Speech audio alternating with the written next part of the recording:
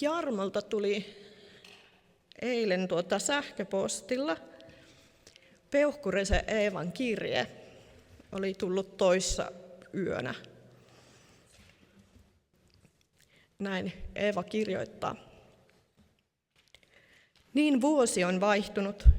Mitä tuo tullessaan? Rukoillaan, että monet pelastuisivat. Että hyvää uutta vuotta, rakkaat veljet ja sisaret. Kiitos rukouksista. Niitä tarvitaan. Minulla jäi yksinkertaisesti jouluposti lähettämättä, ei aikaa revennyt. Kiertelin ympäri, en ihan saa selvää mitä tämä tarkoittaa, mutta ympäriinsä joululehtien merkeissä. Hyvä vastaanotto oli ja myöskin postin välityksellä lähetin. Olen pitänyt yhteyttä tsunami-alueelle, jossa kävin avustustyössä noin 20 kertaa.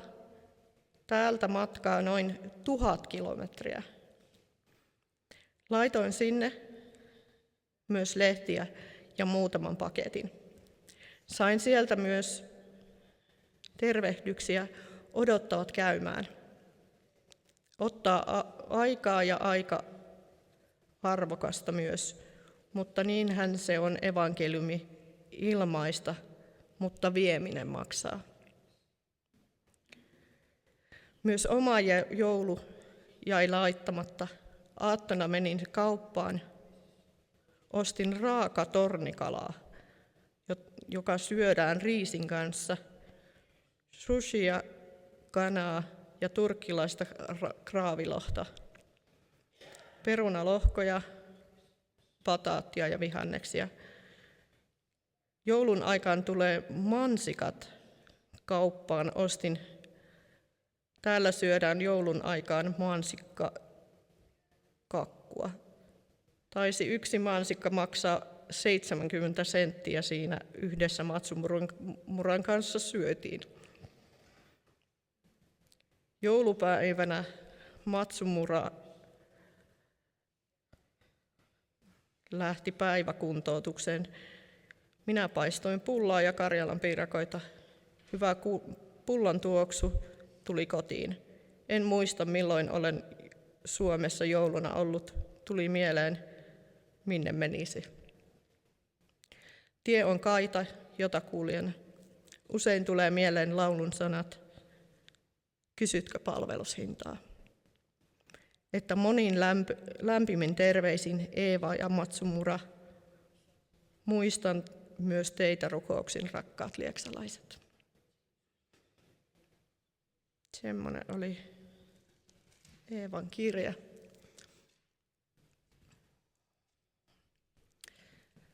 Tulevalla viikolla tiistaina on rukousilta ja kirje hebrealaisille. Keskiviikkona kello 11 on päivärukous.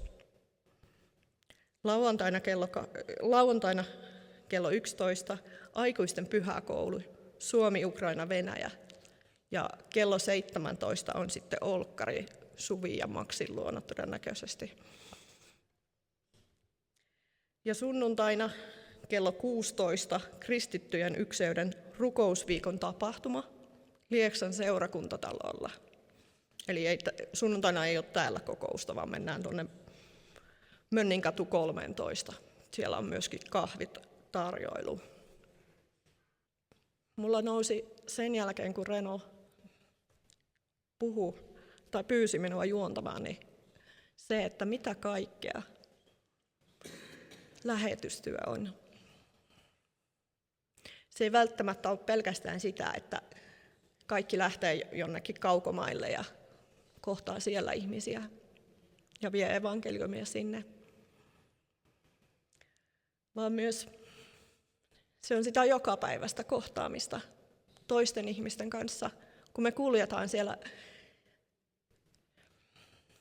siellä ihmisten keskellä, Ollaan me koulussa, töissä, kaupassa, ihan missä vain sinä kohtaat ihmisiä, jotka ei vielä tunne Jeesusta. Me voidaan olla siellä Jumalan valona. Minä googletin vähän, että tänä päivänä löytyy monenlaisia juttuja, mutta sieltä myös löytyy, miten lapsille opetetaan uskon kasvutavat. Niin mä löysin tällaisen, että Raamattu on tärkeä, rukous, seurakuntayhteys ja uskovien yhteys yli seurakuntarajojen myös, kenties todistaminen. Nämä löytyi kansanlähetyksen semmoisen Donkis-lähetysmateriaalista. Ja kun tutustutaan erilaisiin ihmisiin, niin Jumala kyllä antaa tilanteita kertoa hänestä.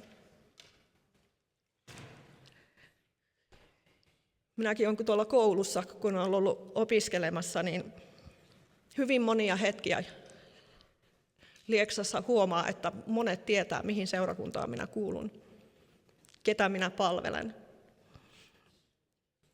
Niin minusta on tosi jännä, että mä olen myöskin sellaista ihmisten, jotka ei meidän seurakuntaan kuulu, niin heidän kauttaan oppinut tapoja, joita voisi käyttää evankelioinnissa.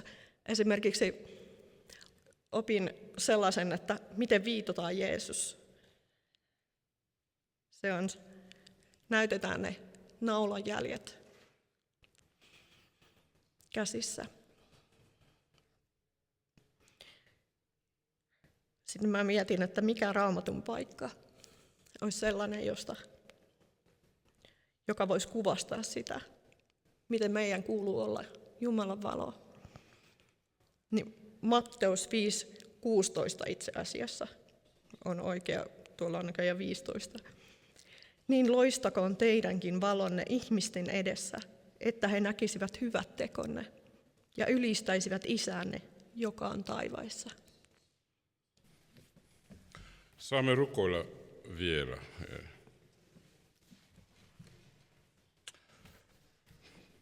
Jeesus, kiitos, että olet keskellämme ja haluamme vielä rukoilla. Annamme vielä sana sinulle. Jeesus, joka aamu me tarvitsemme aamupala. Joka päivä me syömme 4 tai 5 kertaa.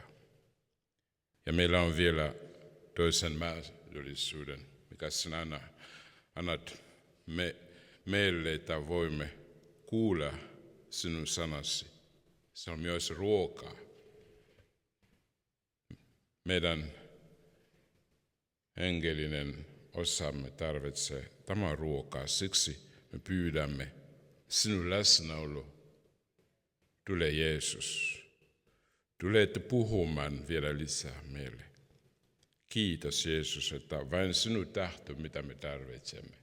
Ei minun tahtoni, mutta Jeesus, sinun tahto on tärkeä minulle, meille kaikille. Kiitos Herra, että sinä kuulet, kun me katsomme vain sinulle. Me tiedämme, että kaikki tulee sinulta. Ja se on sinun sana, meillä on. Siunaa kaikki Jeesus nimessä. Rukoilemme vielä Kalifornian tai Los Angeles puolesta. Kun minä katson, mikä on menossa siellä, ei ole helppo. On katastrofi on menossa siellä. Ja rukoilemme, vaikka se satuttaa, mutta Jumala puhuu myös meille jotakin. Mutta tänä aamulla on hyvä, jos muistamme, että amerikkalaiset tarvitsevat meidän rukouksemme.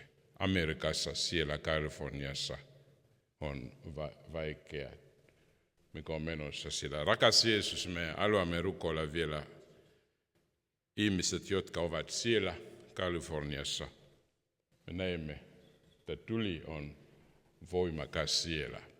Ja sinä tiesit, ei mitään yllätys sinulle. Mutta me haluamme rukoilla heidän puolensa, koska tiedämme, että vain sinä voi pysähtyä, koska me kuulimme, että on vielä monta päivää, että nämä mikä on menossa siellä, se kasvaa vielä. Mutta me rukoilemme, anna heille, mikä on mahdollista, että tarvitsevat vettä siellä. Kiitos Jeesus, että sinä siunaa myös seurakunta siellä Kaliforniassa. Anna johtajia ja ryhmiä viisautta, suojele ja varjele ihmisiä siellä. Jeesus nimessä. Amen. Amen. Minä rukoilin, kun näin, että se on kylmä. Ei ole helppoa, että voimme kävellä, mutta kiitos, että te tulitte. Jeesus mursi kirouksen. Jeesus haluaa keskellemme yhtenäisyyttä ja tasa-arvoa. Puhun tänään vielä 2 kertaa. Tarvitsee vielä 2 sunnuntai.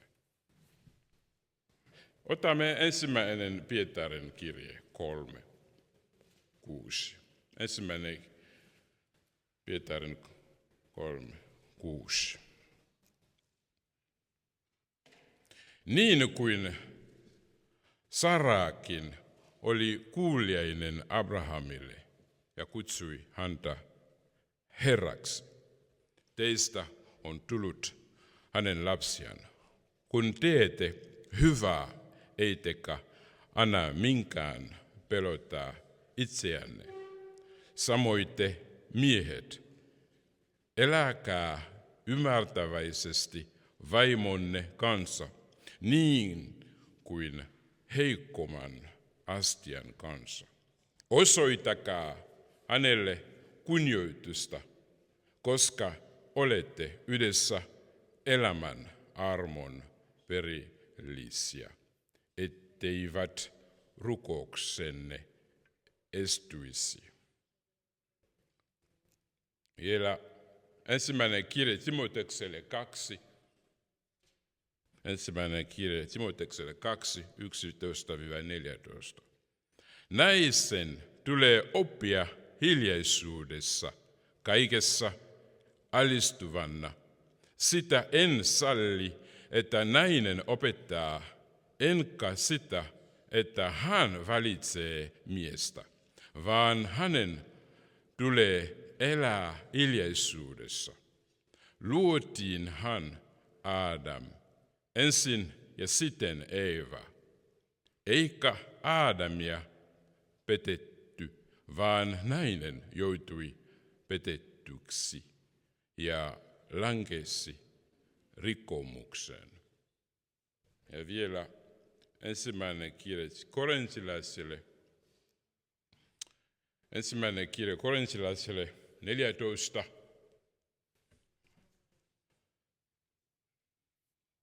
Naiset, olkoot vaiti teidänkin seurakuntanne kokouksissa. Eidän ei ole lupa puhua, vaan olkoot alamaisia niin kuin lakikin sanoo. Jos he tahtovat oppia jotakin, kysykööt kotona omalta mieheltään, sillä naisen on häpeällistä puhua seurakunnan kokouksessa. Nämä ovat Raamatun paikkoja, joita ihmiset usein käyttävät, kun he haluavat, että esimerkiksi naiset pitävät suun kiinni, kun ihmiset ovat paikalla. Miksi luen nämä paikat? On koska ihmiset kysyvät minulta, mitä minä ajattelen tai miten minä ymmärrän naisen aseman seurakunnassa. Ja kysyvät, onko hyvä, että nainen voi opettaa tai saarnata? Voiko hän olla vanhemmiston jäsen? Voiko hän olla johtava pastori ja niin edelleen. Ja se on vaikea kysymys. Ja minun rooli, minun on pakko puhua jotakin, kun tulee aikaa, siksi puhunut. Tällä viikolla, kun pyysin Herralta, mitä voisin puhua, niin nämä sanat Pyhä Henki nosti mieleeni, jotka tänään puhun ja jatkan vielä seuraavalla kerralla, kun on minun vuoroni puhua. Puhun, vaikka tiedän, että se ei ole helppo aihe. Pyydän Jeesuksen läsnäoloa auttamaan tässä. Ja tämä on tärkeää. Eli minun tavoitteeni on, että opimme yhdessä Raamatun kontekstista, kysymme kysymyksiä, jotka voivat auttaa meitä, ettemme usko vain oman kulttuurimme kautta. Voimme työstää ajatuksia yhdessä ilman alveksuntaa toisia kohtaan. On heitä, joille on ok, että nainen on lapsityöntekijä, nuorisotyöntekijä tai lähetystyöntekijä. Mutta hän ei voi olla pastori. Jotkut ajattelevat, että hän voi olla pastori seurakunnassa, jos johtava pastori on mies.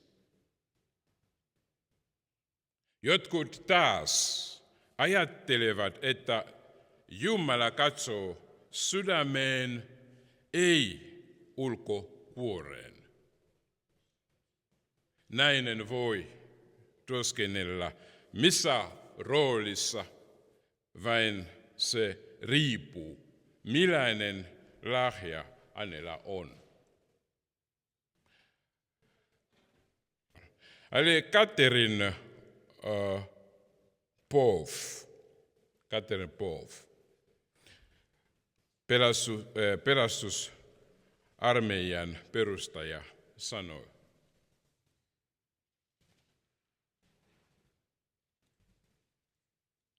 oi, jospa uskontojen palvelijat tutkisivat alkuperäisiä Jumalan sanan kirjoituksia saadakseen selville, eivätkö yleiset yhteiskunnan käsitykset ole väärässä tässä asiassa. Ja onko Jumala todella aikonut naisen haudata lahjansa ja kykynsä, kuten hän nyt tekee?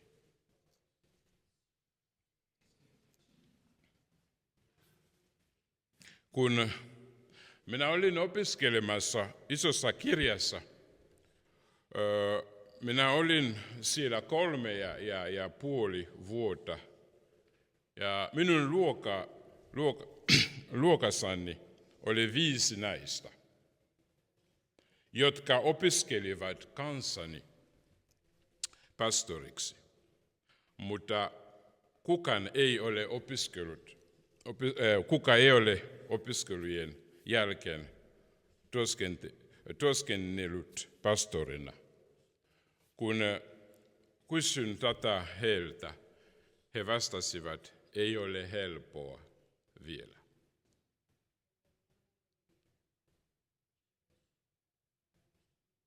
Minä olen mies, vaikka suomen kieleni ei ole samaa tasoa kuin heillä. Sain työpaikan, mutta he joutuivat opiskelemaan vielä uuden ammatin. Eli Minä tiedän, että monella nämä naiset, siskot, jotka olivat meidän kanssa siellä isossa kirjassa, monella heillä on lahjoja tai heillä on hyvä sydän, mutta heidän sukupuolensa tuli esteeksi. Joskus heillä on kysymyksiä ja vain Herra tietää. Jeesus mursi kiroukseen. Jeesus haluaa keskellemme yhtenäisyyttä ja tasa-arvoa. Tämä on Jeesus sydän. Vanhassa testamentissa Jumala käytti naisia. Katsomme yhdessä. Vanhassa testamentissa ensin, mikä Raamattu itse sanoo. Tuomari 4, 8-9.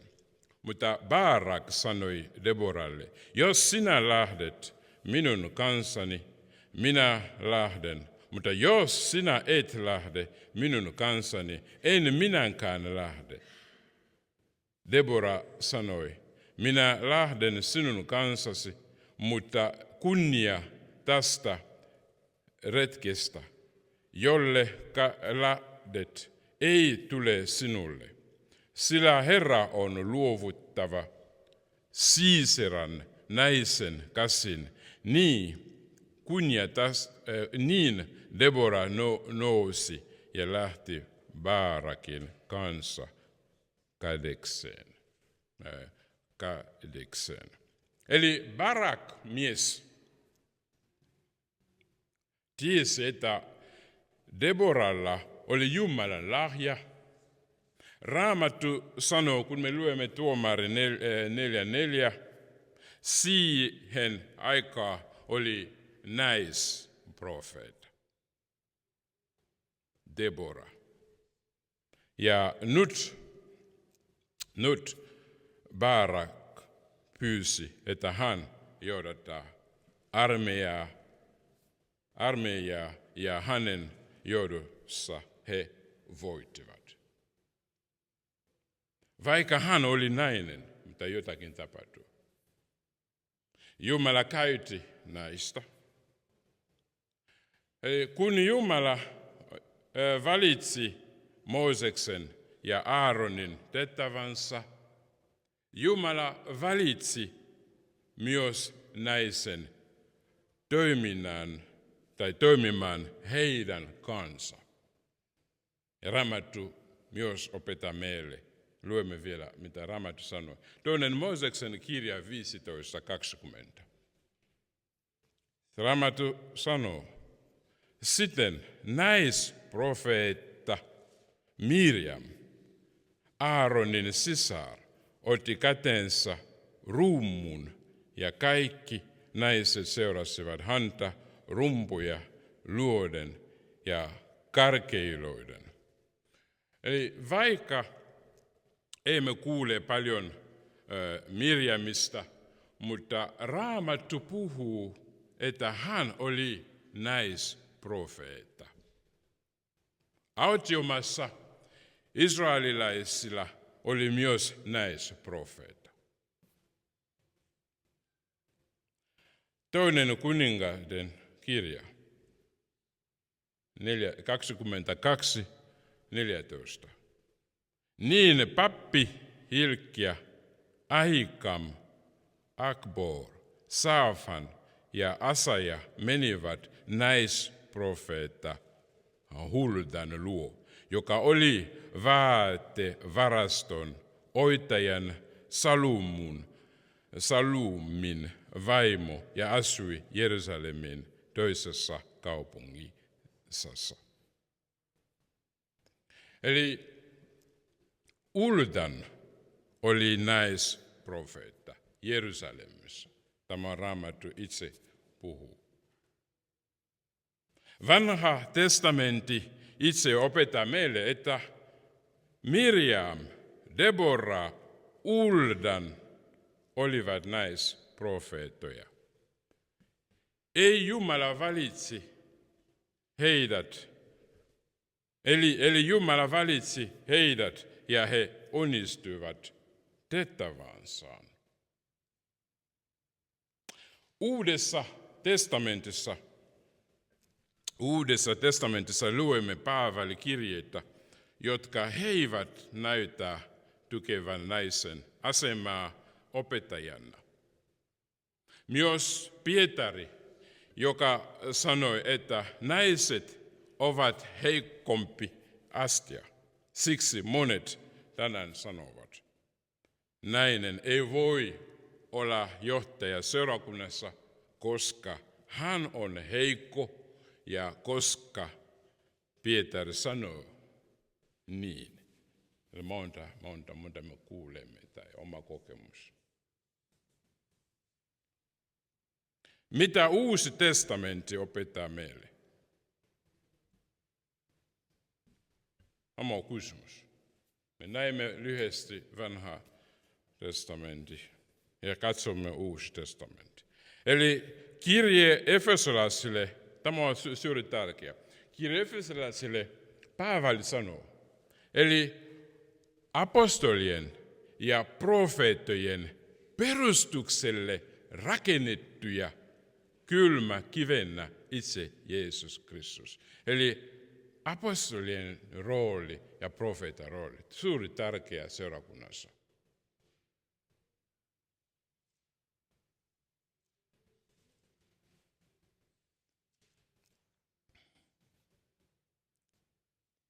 Eli nämä kaksi lahjaa seurakunnassa ovat tärkeitä.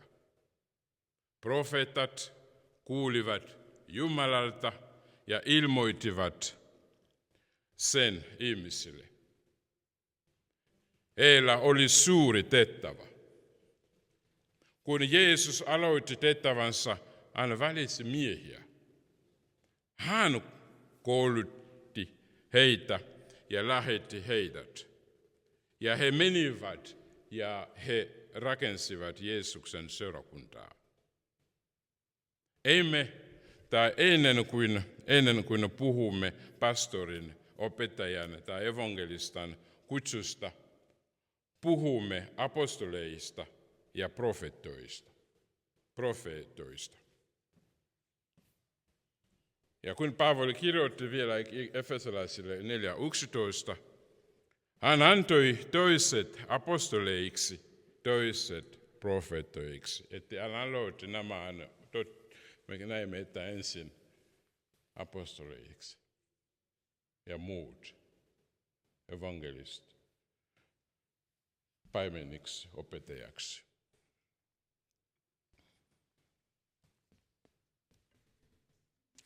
Eli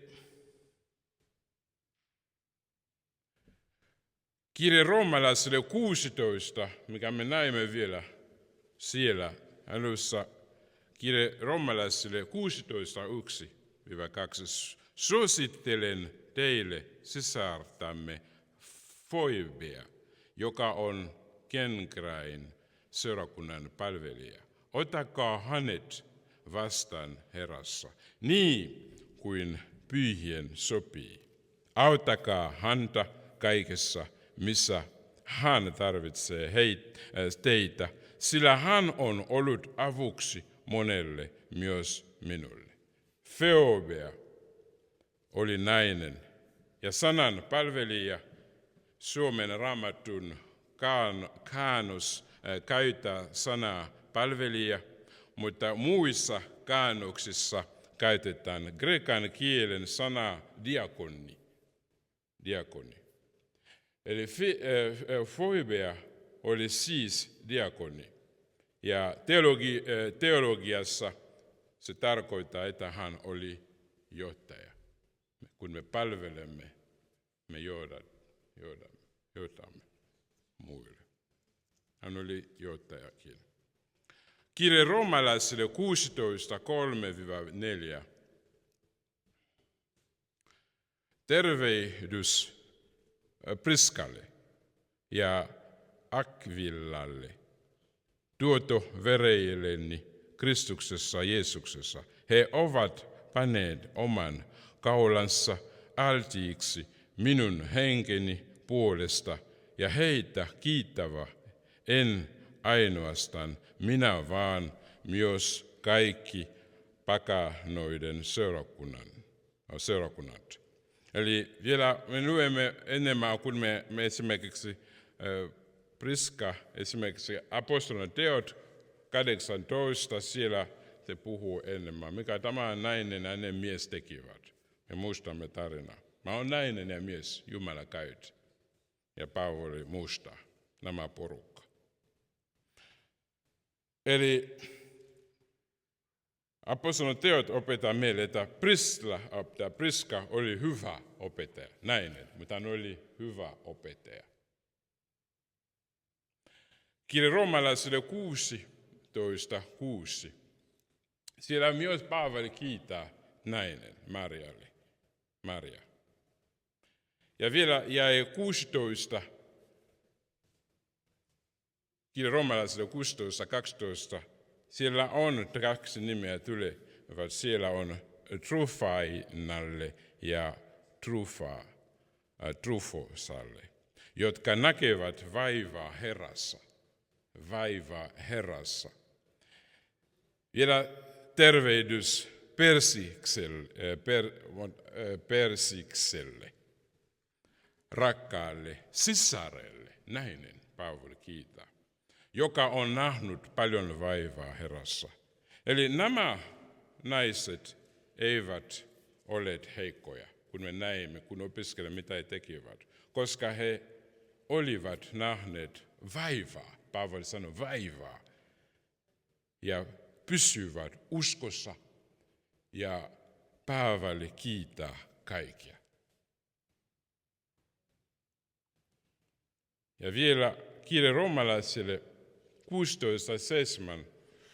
Täälläkin Paavali kiittää, sanoi tervehdys Andronikokselle ja Juniakselle, heimolaisilleni ja vankitovereilleni, jotka ovat arvossa pidettyjä apostolien joukossa ja jotka jo ennen minua ovat olleet Kristuksessa. Eli tutkijat ovat yksimielisiä siitä, että Junia oli naisen nimi.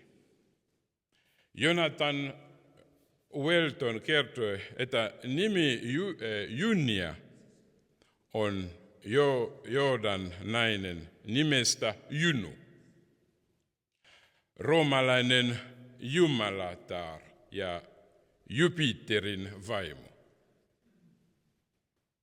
Paavali sanoo Andronikoksesta ja Juniaksesta, että he olivat erinomaisia apostolien joukossa. Eli vanha testamentti ja uusi testamentti näyttävät, että nainen sai myös tärkeä rooleja.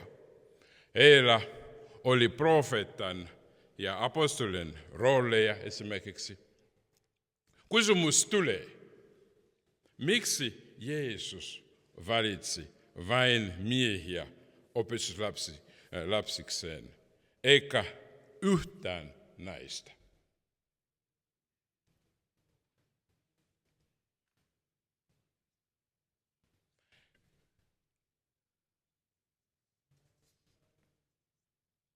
Jeesus ei tullut rabiksi, kun hän oli 20 tai 25-vuotias. Vaan hän odotti, että oli 30-vuotias ja sen jälkeen aloitti julkisen tehtävänsä. Jeesus totteli lakia täällä. Hän totteli lakia, sillä rabiksi pystyi tulla vasta, kun oli 30-vuotias. Sillä silloin ihmiset voisivat seurata sinua. Jeesus totteli, ja myös naisille Jeesuksen aikana ei ollut mahdollista olla rabbin kanssa johtamassa. Eli naiset olivat kotona ja huolehtivat lapsista. Naiset tekivät ruokaa ja muita tehtäviä kotona. Miehet opiskelivat lakia ja opettivat usein. Naisen roolissa tapahtui kuitenkin jokin muutos Jeesuksen kuoleman jälkeen. Eli me, jotka tulivat Afrikasta, meillä on tämä juutalaisen kulttuuri, kun me luemme ymmärrämme enemmän parempi, koska meillä siellä eli mies on kuningas. Eli Tuomo ja Leena istuvat siellä, Tuomo on kuningas, Leena on palvelee aina. Afrikassa, Nigeriassa, nämä on monta ovat täällä. Kunnes meillä on kulttuuri. Ja nainen hoitaa lapset. Meillä on tämä kulttuuri, se on totta siellä vielä. En tiedä, onko Nigeriassa teillä voi sanoa ok tai o. You still have that culture? Man is a king? Yes. But don't drove me with stone. I'm just reading the Bible, okay? Yeah. Eli minä sanon, että siellä mies on kuningas. Se on totta siellä vielä. Mutta Jeesuksessa me opimme jotakin muuta. Ei ole helppo, mutta mikä Jeesus opettaa meille on jotakin uutta. Se satuttaa. Mutta sana on tärkeää, että me luemme Jeesuksen sanan. Eli mitä minä sanon siellä? Eli muutos Jeesuksen, eli jotakin tapahtui Jeesuksen kuoleman jälkeen. Mitä me näemme? Eli Johannes 20. Niin Pietari ja se toinen opetuslapsi, eli Johannes, tulivat ulos ja lähtivät haudalle. Pietari ja Johannes tulivat paikan ja se oli tyhjä. Eli 2 miehestä tulivat. Paikka oli tyhjä. Jeesus ei ollut paikalla. Eivät näinyt. Mutta katso vielä jäi 15-18. Eli Jeesus sanoi hänelle, nainen, mitä itket? Ketä etsit? Maria luuli häntä puutarhuriksi ja sanoi, Herra, jos sinä olet vienyt hänet pois, sano minulle, minä olet pannut hänet, niin minä aihen hänet. Silloin Jeesus sanoi hänelle, Maria, Maria, kääntyi ja sanoi hebrean kielellä, Rabuni, se tarkoittaa opettaja. Jeesus sanoi hänelle, älä koske minun, minä en ole vielä mennyt ylös isäni luo, mutta mene veljeni luo ja sano heille, että minä menen ylös minun isäni ja teidän isäni luo, minun Jumalani ja teidän Jumalanne luo. Magdalan Maria meni ilmoittamaan opetuslapsille, minä olen nähnyt Herran, ja hän kertoi, mitä Herra oli hänelle sanonut. Maria, nainen. Maria Magdalena oli nainen, joka sai viestin. Vaikka tuona aikana naisen todistus ilman miestä ei ollut mahdollinen, että ihmiset olisivat uskoneet, mitä hän sanoo. Jeesus lähetti naisen, joka meni ilmoittamaan kaikkea uutisen hänen ylösnousemuksestaan. Raamattu opettaa meille, että Jumala käytti naisia.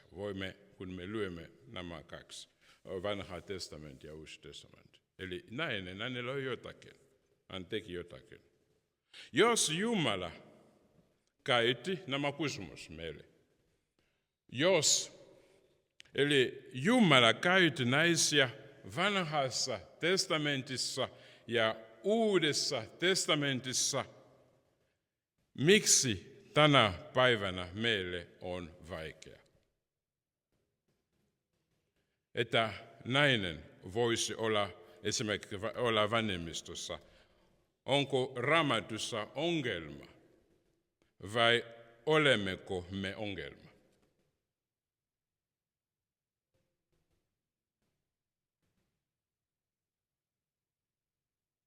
Kun Jumala tarvitsee apua, hän käytti Deborah.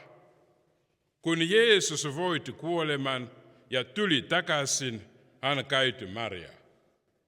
Mutta jos me käytämme näistä, teemmekö syntiä Jumalaa vastaan?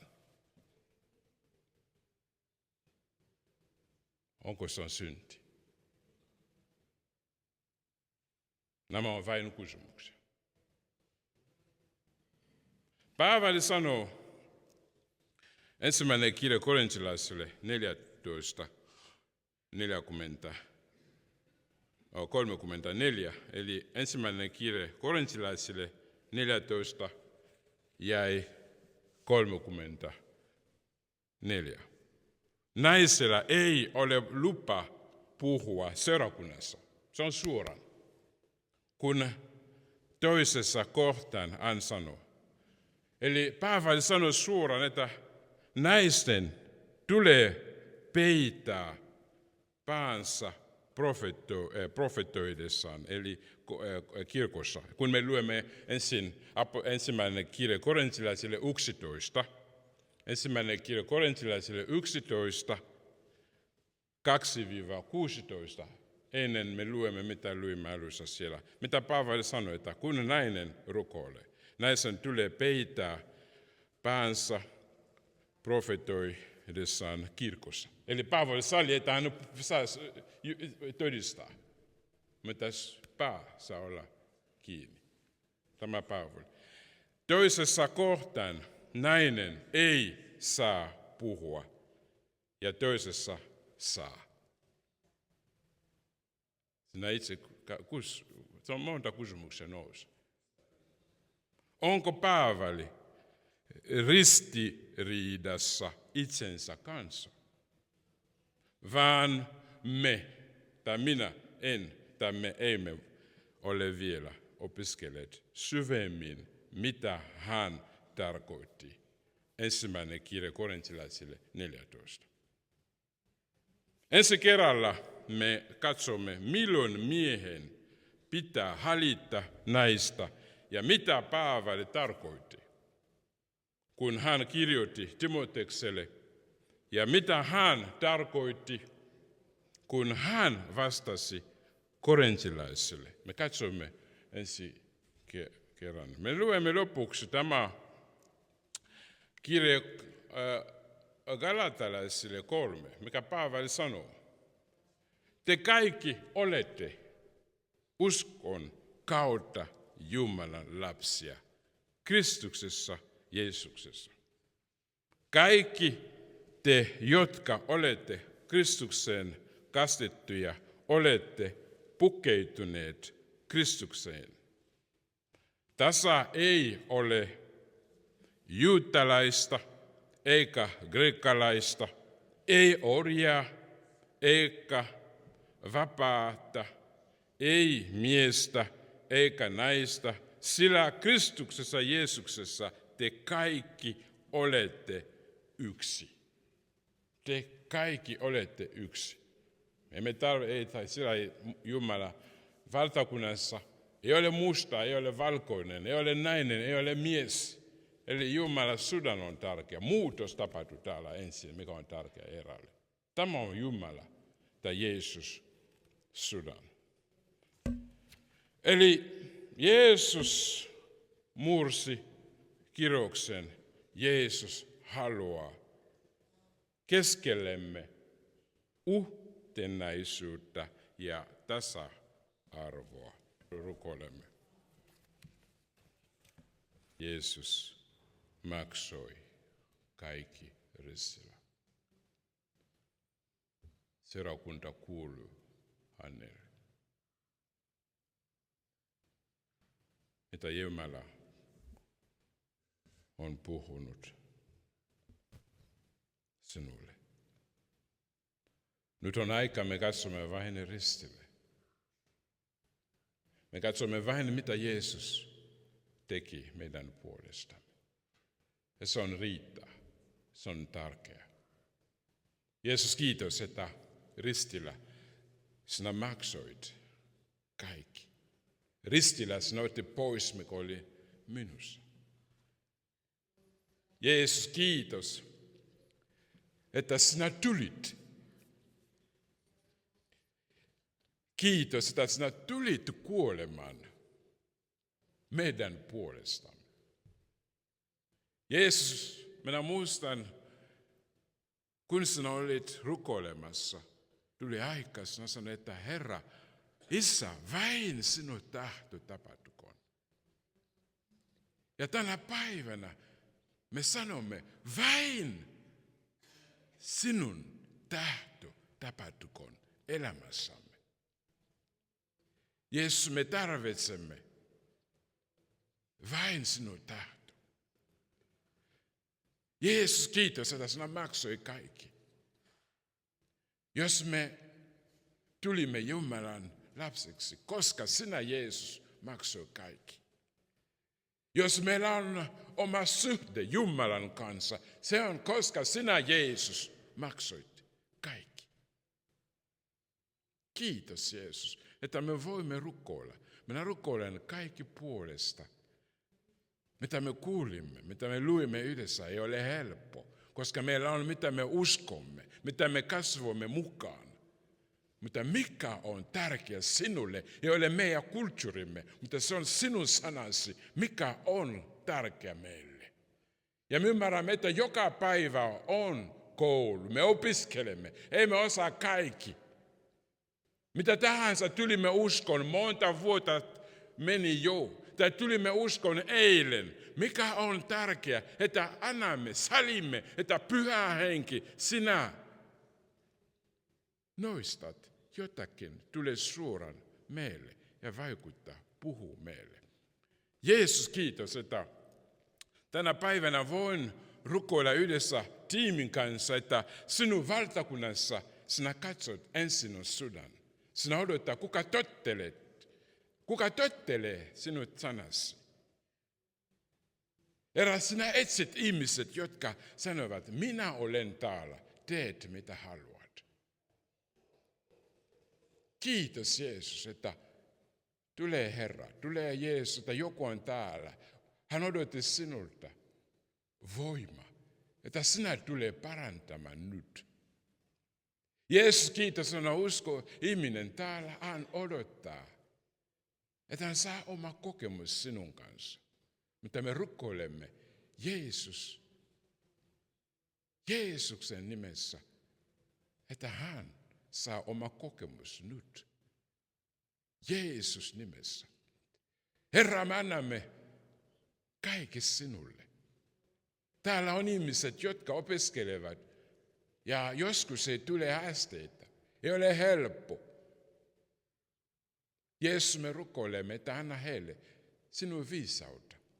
Että kun ne opiskelevat, kaikki tulee mahdollista, koska sinä olet heidän kansansa. Sinä auttaa, että kun opettaja puhuu, he ymmärtävät jotakin. Kiitos Jeesus, että sinä olet täällä. Jeesus nimessä.